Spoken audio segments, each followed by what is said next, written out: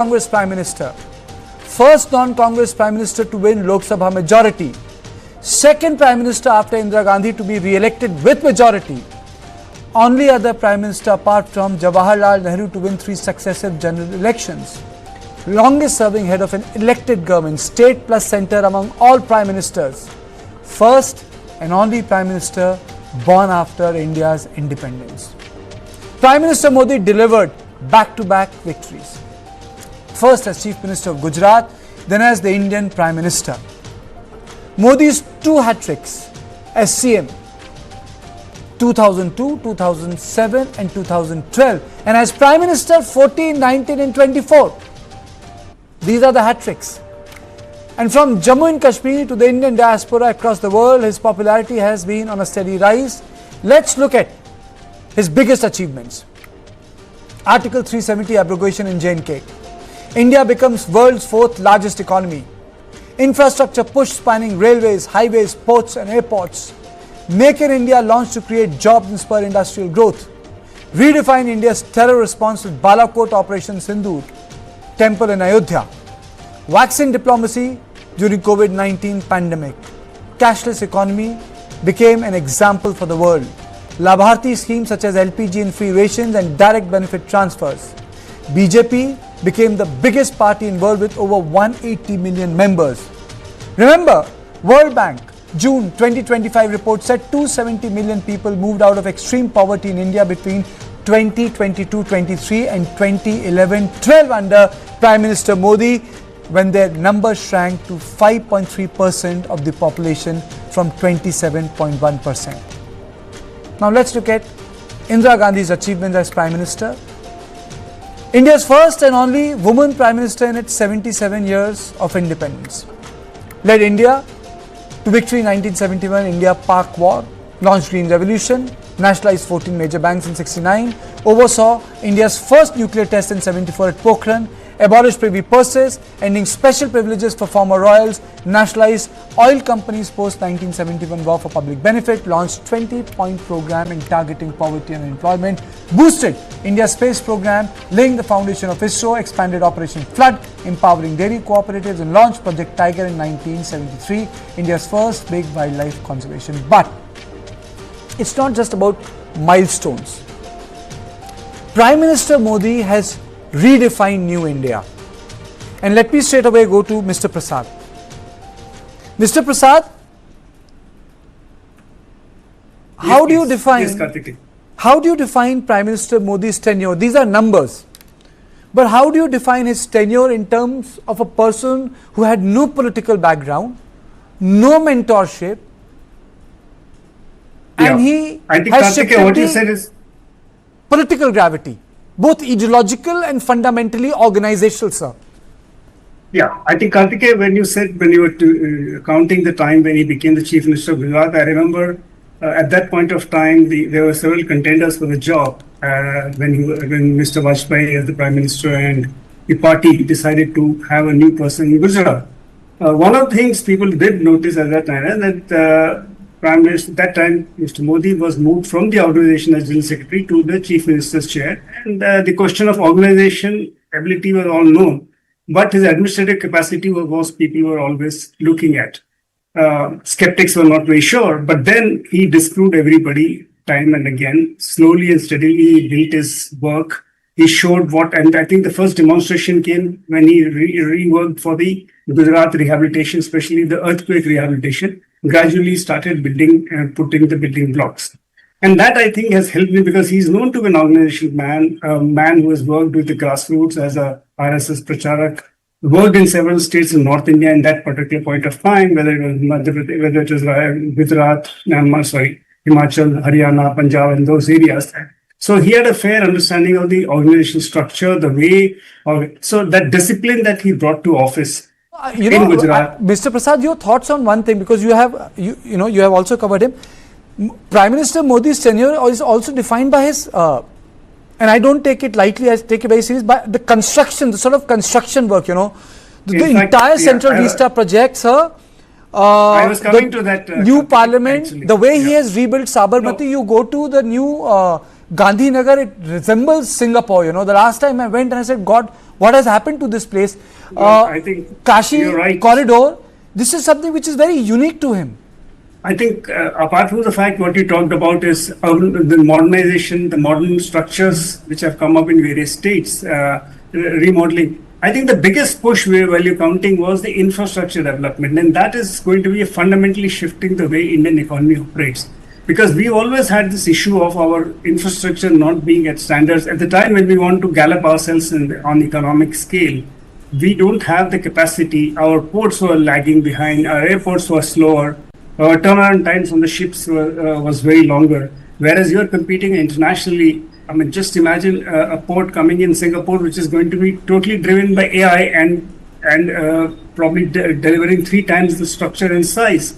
So you have competition in the neighborhood. So I think infrastructure push is one thing which is going to fast forward Indian economy and Indian economic growth, and that is where Prime Minister Modi has emphasized. And the building that you talked about, whether it be the Central Vistas and the new Parliament building. One more thing, Mr. Prasad. One more thing, it's like this. When Rajiv Gandhi said, "Let's use computers," everyone made fun of him. But all of us use computers now. When Prime Minister Modi was talking about this digital UPI economy, everyone said कि क्या होगा, गरीब लोग क्या करेंगे, ये क्या होगा. आज सबसे ज़्यादा गरीब आदमी UPI का इस्तेमाल कर रहा है. Yeah, exactly. I think Karthikeya, that is the game changer, or that is the idea which is far ahead of its time. So remember, whenever a new things is put in place, people look at lack of public infrastructure, and today India is showcasing the digital public infrastructure to the world. Our DPI has become an international model, as you also mentioned, not just UPI and transfer of money. Our digital public infrastructure is what, if you read the international agreements and many other talks between leaders, DPI has become a common point. So the digital public infrastructure has changed the way the world is now communicating. India, UPI is offering to many countries in the neighborhood and around. So those are some of the factors. As I said, when you come with a new idea and a new change, people resist change. People by nature are status quo. To prod them and push them, sometimes you require. I remember I asked Arun Jaitley ji as the finance minister soon after we had this demonetization. I said, sir, we ask questions as we need to. Then he said, remember, we are giving a solid push towards digitizing and formalizing our economy. It might be painful at the time being, but over a period of time, people will move and adapt to it. And today, of course, there are reports that our cash component has not come down in terms of circulation, as the economists call it, in terms of sheer numbers. But yet, as you pointed out, many people find it very easy to do this. But you see, Mr. Prasad, the behavior has changed. I can tell you, I don't carry my purse anymore. I don't carry it. Precisely. No, I am only saying while the figures in economic. Oh yes, absolutely. But absolutely. Absolutely, but I do concur with one point of yours very strongly. He's a person who likes to push envelope, and by pushing the envelope, he has actually, in fact, redefined the grammar of politics, the grammar of economy, even the grammar of governance. There will be more to it. 75th birthday is going to happen in September. There's going to be a huge RSS conference which is taking place in August. There are going to be a lot of public statements. But yes, Modi has made another record, and I think that's going to stay. Thank you, Mr. Prasad, for joining me. I have run short of time. This is all I had in On Point today. I will see you on Monday at the same time. Thank you and good night.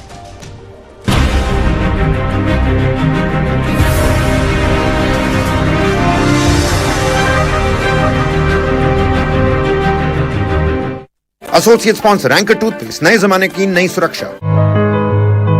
खूबसूरत सी तुम कोई चिंता करो, पीछे भरोसा खड़ा है तुम्हारे, तुम नया कर बनाते रहो। जब कोई हमारी बाकी चिंताओं को संभाल लेता है तो हम कर पाते हैं खूबसूरत सी कोई चिंता। टाटा कैपिटल में हम आपकी हर फाइनेंशियल चिंता को संभाल लेते हैं ताकि आप करें सिर्फ खूबसूरत चिंताएं। Go condoms? It's over there. क्या ये डिफरेंट साइजेस में आता है? Actually sir, size matter नहीं करता। तो फिर क्या मैटर करता है? The hardness Of the condom. of what's inside. For the first time ever, presenting Hard Rock Gel, the hardness gel for men. अब फ्री हर स्कोर कॉन्डम्स के 10s पैक के साथ। एक मिनट क्या हुआ? अभी से इतना खर्चा करोगे तो मेरी पढ़ाई का क्या करोगे? तुमने पहले ही लाइफ इंश्योरेंस का चाइल्ड प्लान सोच रखा है इसके लिए। सपनों को रखो सुरक्षित चाइल्ड प्लान के साथ। सबसे पहले life insurance.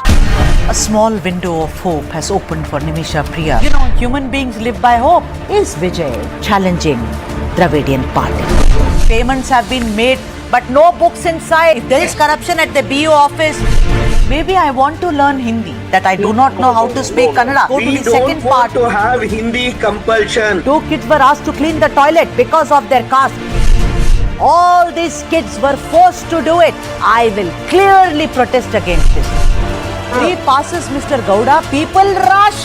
I'm asking you, what makes Palaniswamy so confident? We're sitting on moral boulders. Tamil Nadu seems to have become extremely unsafe.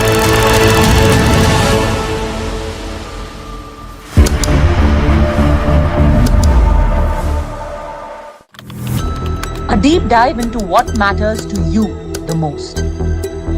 Angles you won't find anywhere else. News that impacts your life.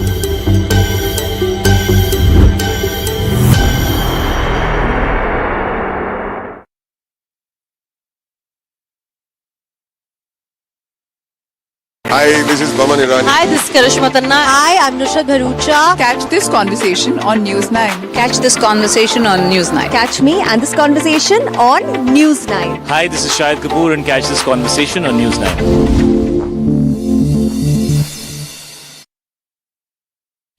Women in West Bengal should be assured that it is a safe place for them, because justice should be done, served cold, quickly, and it should be done in a way that it is transparent.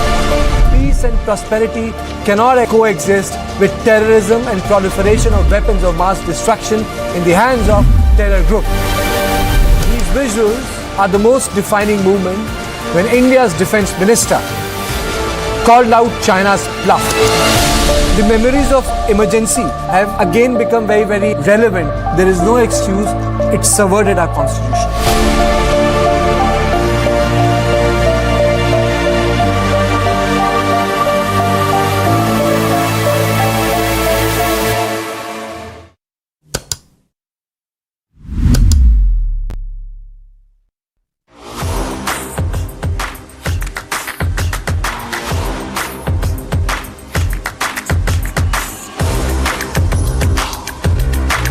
This is India's #1 news network, and you're watching